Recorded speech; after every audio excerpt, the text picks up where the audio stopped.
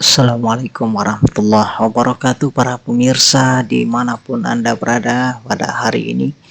Ini adalah puasa kedua di bulan suci Ramadan di Masjid Moizatul Hasanah, Jalan Riau, Desa Kota Baru Sebrida, dilaksanakan buka bersama. Nampak kita dari layar para jamaah dan para pengurus masjid, dan di depan ini kita saksikan kendaraan berjejer. Ini adalah peserta yang mengikuti buka bersama di Masjid Moizatul Hasanah, Jalan Riau, Desa Kota Baru Sebrida. Perlu diketahui pengurus masjid Bapak Haji Junaidi tadi di depan, dan ini adalah remaja masjid yang mempersiapkan takjil pada hari kedua di bulan suci Ramadan 1444 Hijriah tahun 2023 Miladiah. Demikian kita saksikan di dalam ruangan jamaah sudah mulai memadati Masjid Moizatul Hasanah, dan ini adalah salah seorang pengurus Masjid Moizatul Hasanah, dan ini adalah persiapan buka bersama di Masjid Moizatul Hasanah. Di dalam masjid ini kemudian kita saksikan para jamaah sudah mulai memadati Masjid Moizatul Hasanah. Demikian kita saksikan para pemirsa dan kita ikuti selanjutnya. Demikian, terima kasih, selamat menyaksikan. Yang akan memberikan santapan doa Ramadan itu kita minta kesediaan Dr. Ahmad Idris Junaidi untuk memberikan kita santapan doa Ramadan. Selanjutnya kepada Ustaz Dr. Ahmad Idris Junaidi dipersilakan.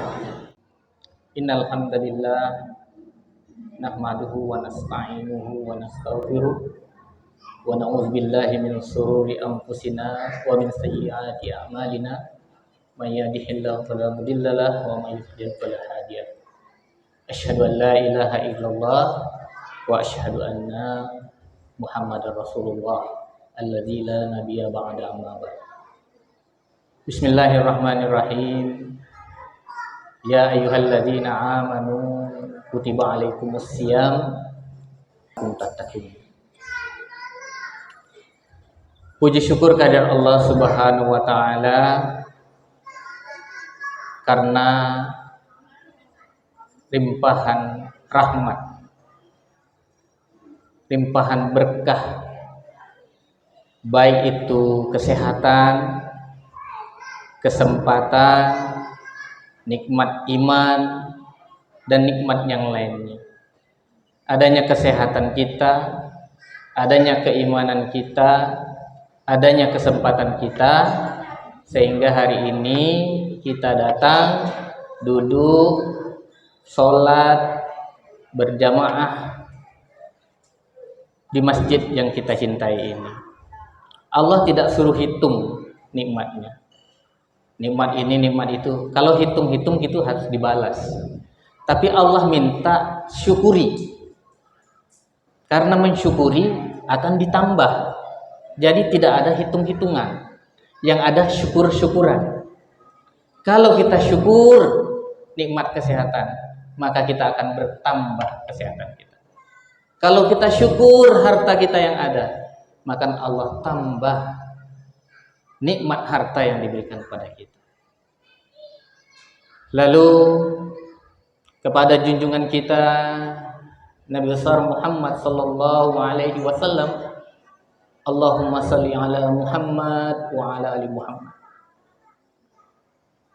Kalau tadi kita harus bersyukur, maka kita harus berselawat. Karena mengapa? Karena selawat terhadap Nabi Muhammad merupakan ladang syafaat bagi kita. Nabi Muhammad itu ibarat gelas yang penuh, terus dibanjiri dengan air yang berupa syalawat.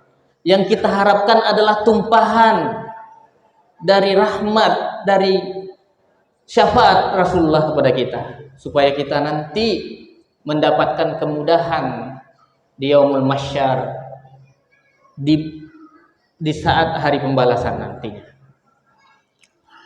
Yang kami hormati Bapak Ibu jamaah Masjid Al-Mau'izatul Hasanah Saya terakhir ceramah, saya masih ingat di sini saya ceramah terakhir sekitar 13 tahun yang lalu. Nah, masih kuliah saya. Sekarang saya lebih berdebar-debar saya ceramah di sini. Karena waktu dulu kondisi masjidnya tidak seperti ini. Jamaahnya tidak sebanyak ini. Pengaji-pengaji yang saya kenal sudah satu persatu dipanggil oleh Allah Subhanahu wa taala. Yang duduk di barisan depan ini saya masih ingat. Pengaji Mustari, pengaji ini ada di sini. Dan dulu dan sekarang jamaah Masjid Al-Maudatul Hasanah ini mendapatkan berkah ya. Kalau masalah ilmu agama, masalah penceramah udah tahu, baru naik dia udah tahu nih mau ceramah ini, saya yakin. Karena sudah disirami terus menerus oleh ustadz-ustadz, oleh kiai-kiai yang datang kemari. Kita ini tidak kekurangan ilmu, tapi kita perlu ilmu itu terus. Untuk diulang-ulang, untuk dipraktekkan dan untuk diamalkan. Jadi kalau mau dibilang ilmu bapak sama ilmu saya mungkin masalah ibadah mungkin jauh daripada saya. Tapi malam ini kami diberikan kesempatan oleh pengurus masjid untuk menyampaikan apa yang ada di dalam pikiran kami yang akan kami bagikan kepada bapak dan ibu. Tadi pembawa acara Pak Ustadz menyampaikan kenapa puasa demam, mencret dan bagaimana. Boleh nanti ditanya pribadi aja Pak Ustadz ya. Tapi saya ingin menyampaikan satu hal yang penting pada hari ini. Mungkin kesempatan saya belum tahu masih ada atau tidak, atau kita akan bertemu lagi atau tidak. Bagi orang tua, ibu-ibu terutama, kita di zaman sekarang ini ada 3 masalah besar yang ingin merusak generasi muda kita, yang ingin merusak anak-anak kita. Masalah besar ini harus kita tahu bagaimana cara membentengnya, bagaimana cara kita supaya anak-anak kita tidak terkena terhadap masalah besar ini. Kita tahu ayat Al-Quran, ya ayyuhalladzina amanu ku ampusakum wa ahlikum naro. Jaga dirimu, jaga keluargamu dari api neraka. Siapa yang diminta? Ayah diminta menjaga istri dan anak-anaknya dari api neraka. Ibu diminta menjaga ayah dan anak-anaknya dari api neraka. Anak-anak diminta untuk menjaga bapak dan ibunya dari api neraka. Nah, 3 masalah besar ini berpotensi untuk memasukkan anak-anak kita, bahkan kita sendiri, ke dalam api neraka. Apa masalah pertama? Yaitu yang pertama, penyalahgunaan narkoba. Data Inhil 2021 terdapat 25 kasus narkoba di Indragiri Hilir. 2 anak di bawah umur, 1 ibu rumah tangga. Selebihnya orang biasa. Ada 288 kasus narkoba yang ada di Indragiri Hilir. Apa narkoba, Bu? Bapak dan Ibu harus tahu apa narkoba. Narkoba adalah zat yang apabila dikonsumsi dalam dosis tertentu mengakibatkan kehilangan pikiran atau melebihkan pikiran atau bahkan menghilangkan nyawa. Ini disalahgunakan narkoba ini. Saya ada pengalaman selama saya ada 3 orang gila saya temui umur 25 tahun. Masih muda, belum menikah, nggak ada tanggung jawab, sudah gila, Pak Bu. Saya ceritakan salah satunya, anak muda ini pulang ke kampung Pulau Kijau. Diruqyah, dijampi-jampi, Jolia Sandro, disepuh-sepuh, tidak hilang gilanya. Katanya mungkin kesurupan atau apa ya. Akhirnya dibawalah ke praktek, ketemu dengan kami. Bapak Ibu, anak Bapak Ibu mengalami gangguan jiwa. Gila. Tidak mungkin Pak, anak saya rajin sholat. Kalau dia datang kumatnya dia azan. Dia menghafal Al-Quran Pak. Tak mungkin. Kalau begitu boleh saya bicara dengan teman sekosnya di Batam.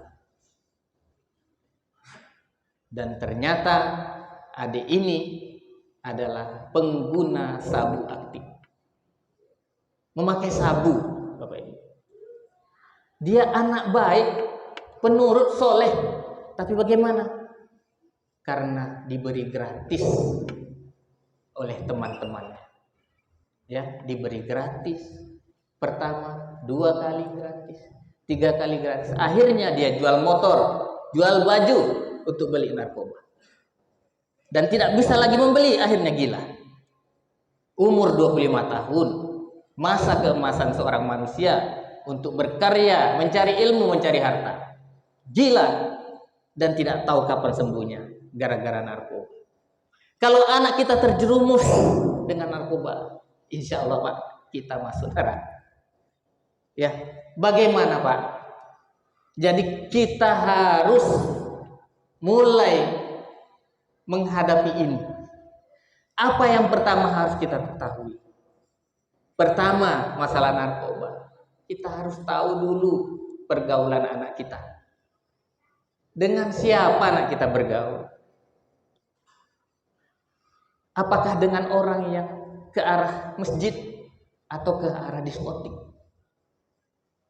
Ya Bapak Ibu, saya sampaikan ciri-ciri sabu. Mudah-mudahan Bapak Ibu bisa melihat ini dan dapat mengantisipasi. Jangan sampai anak yang gila. Allahu a'lam, mudah-mudahan tidak ada.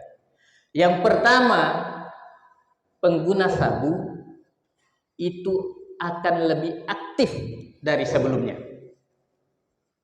Kalau anak Bapak Ibu pendiam, tiba-tiba aktif, semua kerjaan mau dikerjakan, lebih dari pekerjaan orang lain. Kalau orang lain kerja 5 hektar, dia 10 hektar. Kalau orang begadang sampai jam 10, dia sampai jam 6 pagi belum tidur. Tolong dilihat. Kemungkinan dia mengkonsumsi sabu. Yang kedua, orang pengkonsumsi sabu itu paranoid. Apa paranoid? Curiga. Ada orang ngomong, dia curiga. Mamanya tidak ngomongin dia curiga. Adiknya diam-diam saja, dia curiga.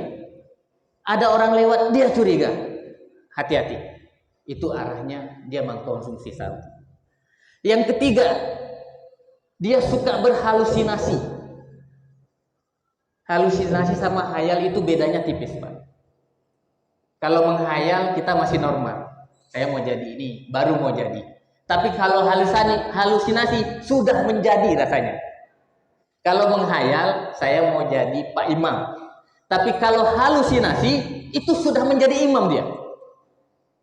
Ya Pak, kalau sudah berhalusinasi yang tidak cocok dengan dirinya, maka kemungkinan dia mengkonsumsi sabu. Jadi apa tadi pertama? Dia bekerja aktif nih sabu. Dia pencuriga sekali. Yang ketiga, dia suka berhayal yang berlebihan. Seolah-olah itu terjadi pada dirinya. Kalau sudah terkena ini, apa tak rusak otak? Sabu ini merusak sekali. Kalau dari ciri fisik, Bapak Ibu bisa lihat, sabu itu merusak gigi. Ya, pertama giginya berlubang, banyak lubang. Yang kedua, bisa tanggal itu giginya. Jadi kalau ada anak muda, umur 25 ke bawah, atau 17 tahun, giginya sudah lepas-lepas, Bapak Ibu harus curiga. Arahnya dia pemakai sabu. Atau tidak ada ciri itu tapi sering sakit mulut. Terserah sakit mulutnya. Mau gusi bengkak, sariawan, tapi yang paling sering lidah putih, langit-langit putih. Itu menandakan dia pengguna sabu. Ya Pak. Jadi ku ampusakum, jaga kita wa ahlikum dan anak-anak kita ya, keluarga kita dari api neraka. Ini kita harus cegah. Kita harus paham. Pengguna narkoba secara umum itu ditandai dengan perubahan sikap. Kalau awalnya dia aktif, maka dia akan jadi tidak aktif. Kalau dia awalnya sangat aktif orangnya, maka dia akan sering mengurung diri. Itu penyalahgunaan narkoba secara umum ya Pak. Jadi kita harus tahu, harus paham. Jangan salah Bapak Ibu, anak ibu yang rajin beli lem, hati-hati. Lem Aibon itu narkoba. Dicium, hilang ingatannya langsung.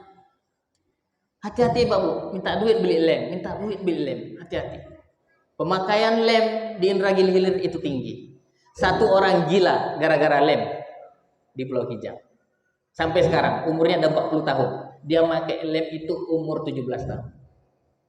Sampai sekarang masih bolak-balik puskesmas, ambil obat jiwa. Ini masalah pertama.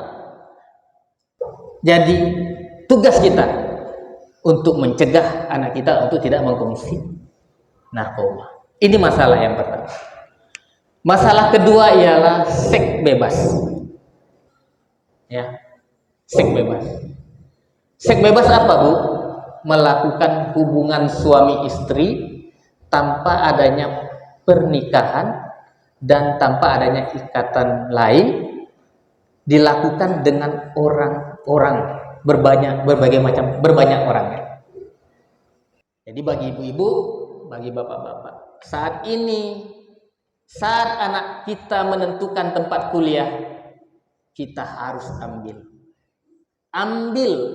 bagian untuk menentukan di mana anak kita kuliah. Bapak ibu bisa menilai anaknya sendiri. Saya yakin, oh anak saya ini lemah agamanya, mudah terpengaruh. Oh anak saya ini bagus agamanya. Maka di situ andil kita Pak. Kalau kita salah kirim anak kita, tidak sanggup dia menghadapi lingkungan di sana, mungkin dia akan melakukan seks bebas, melakukan hubungan-hubungan terlarang. Makanya kita harus ikut mengantarkan. Kita harus ketahui tempat kosnya. Kita harus ambil kontak-kontak HP-nya. HP tetangga, ibu kosnya segala macam. Harus kita telepon. Adalah kewajiban kita orang tua untuk selalu mengontrol anak kita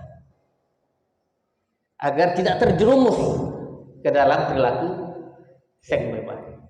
Yang ketiga, masalah yang paling utama, yang berat, kalau dia sudah narkoba, mungkin kemungkinan dia akan melakukan seks bebas. Kalau sudah seks bebas, hal yang paling berbahaya adalah HIV/AIDS, penyakit karena hubungan seksual. Jadi sekarang 3 masalah ini sangat berat, menggerogoti anak muda kita. Bapak Ibu kalau main TikTok bisa lihat orang bertelanjang badan, mengumbar hawa nafsu. Artis-artis yang sudah melakukan hubungan di luar nikah tetap ditampilkan di televisi, di media-media. Jadi mari sama-sama kita membentengi anak kita. Apa kuncinya supaya anak kita tidak terjerumus dengan 3 masalah ini? Yaitu meningkatkan iman dan takwanya. Makanya di dalam bulan Ramadan ini adalah kesempatan untuk membentengi jiwa-jiwa anak kita agar tetap beriman kepada Allah Subhanahu wa taala. Dimanapun dia berada, dia takut. Dalam kondisi apapun dia berada, dia takut. Ada orang Pak, ramai orang dia beriman, sholat rajin, soleh dan sebagainya. Tapi di saat dia sendiri, dia bisa bermaksiat. Di saat dia tidak dikenal di suatu kampung, dia bisa bermaksiat. Jadi mari bentengi, bawa anak kita ke pesantren atau ke tempat-tempat yang mengajarkan ilmu agama dan membentengi anak-anak kita dari segala perbuatannya. Mungkin hanya itu yang dapat kami sampaikan. Wabillahi taufiq wal hidayah. Assalamualaikum warahmatullahi wabarakatuh.